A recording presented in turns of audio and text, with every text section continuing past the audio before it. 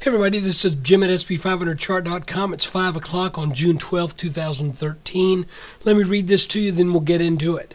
The website and the video are for educational purposes only, and nothing stated at the site or in the video is intended to be used as investment advice. I can draw lines on charts, but you have to draw your own conclusions from your own research and make investment decisions that are suitable for your personal financial situation. I'm not a licensed financial professional. I'm just a guy that draws lines on charts, and we got to look at it here, see what's going on. The first thing I need to say is, as you know, I don't always get it right. Nobody always gets it right. And I was expecting a likely up day today. Instead, we got a pretty decisively down day as the back test on our descending blue channel that looked like the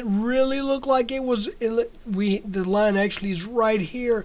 It looked like it wanted to bounce so bad all day yesterday, but today it said nope, we're going back down into this pattern, and that's a little bit atypical. Usually you see a resistance line, once it's broken, turn into support. Not to be. Now, this also calls into serious question the idea that we were in the process of potentially forming an inverted head and shoulders pattern. And the reason I say that is we are now below the left shoulder level, and just between you and me, typically an inverted head and shoulders, if anything, tends to have a little bit less of a dip on the right shoulder. That may not always be the case, but we've seen that before. This also removes any semblance of symmetry that the pattern might have.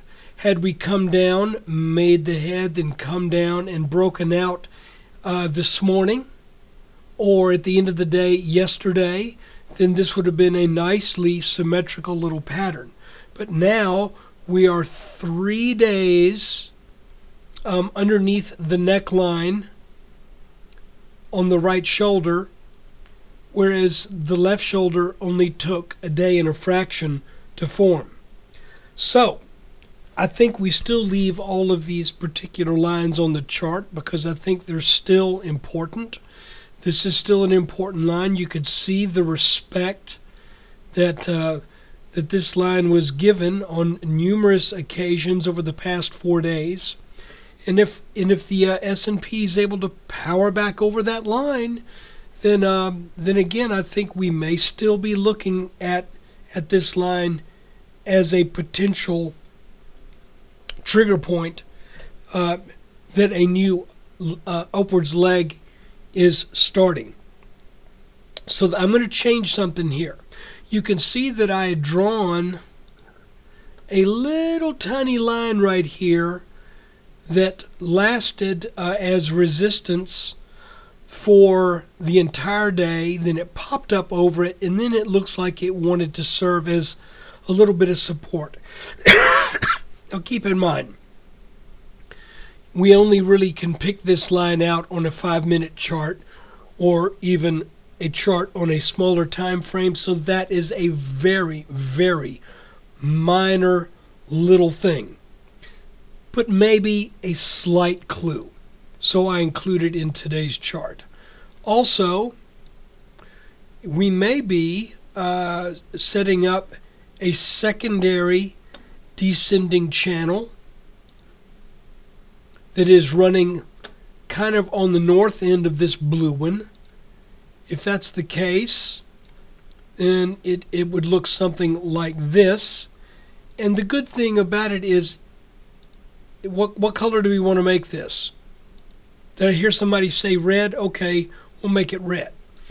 The good thing about if this is a secondary descending channel that's kind of forming as a reaction to at least temporarily getting over this larger blue channel, is we have a resistance line right here that we can use as a clue that this channel is about ready to be done with its sell-off.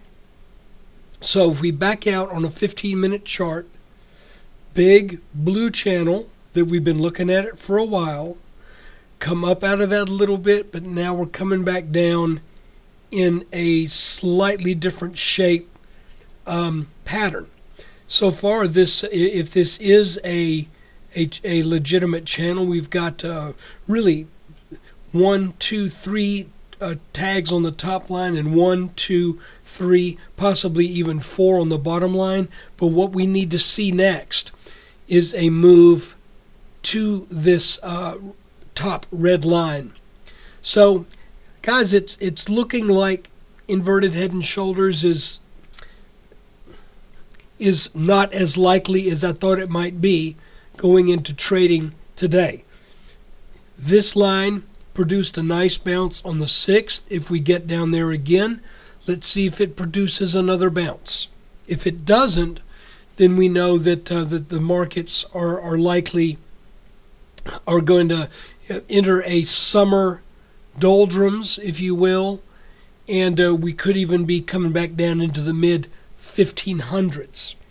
But so right now it looks like we kind of have a situation where we have a horizontal support line and likely a horizontal resistance line. So I would call that at this point that we have resistance at about 1650 and support at about 1598. Let's see how the S&P works out its next move as it decides whether it's going to get down under 1598 or break up over 1650. I thought it was going to be break up over, but with what took place today, I think I got a little healthy amount of skepticism on that. So there is your video for June 12th, 2013. Let's keep an eye on this little red channel. Maybe that's the thing to watch now.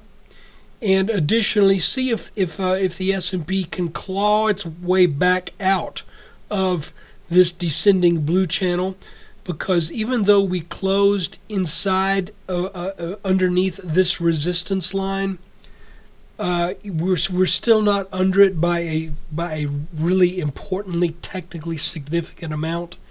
So I think maybe let's look at this red channel now for our next clue as to whether or not the selling is about ready to be over and we're ready to start a new leg up. And let's use this line for evidence that, hey, the market went too fast, too far, too quickly, without a breather, and we need a little bit more and perhaps a little bit deeper breath. So there's your video. Thanks for watching. And of course, thank you for your support.